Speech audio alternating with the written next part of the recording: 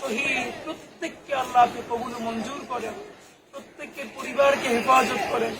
আল্লাহ যারা চিরতরে অন্ধ হয়ে গেছে, পঙ্গু হয়ে গেছে, আল্লাহ হাজার হাজার ভাইয়েরা, আল্লাহ তাদের উপর আপনার খাস রহমত নাযিল করেন, তাদের সম্মানজনক রিজিকের ফয়সালা করে দেন, তাদের পরিবারের উপর আপনার খাস রহমত নাযিল করেন।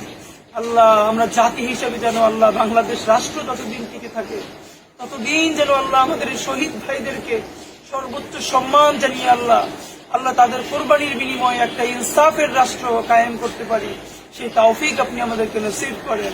ইয়া আল্লাহ শহীদদের পরিবারগুলোকে আপনি কবুল ও মঞ্জুর করেন।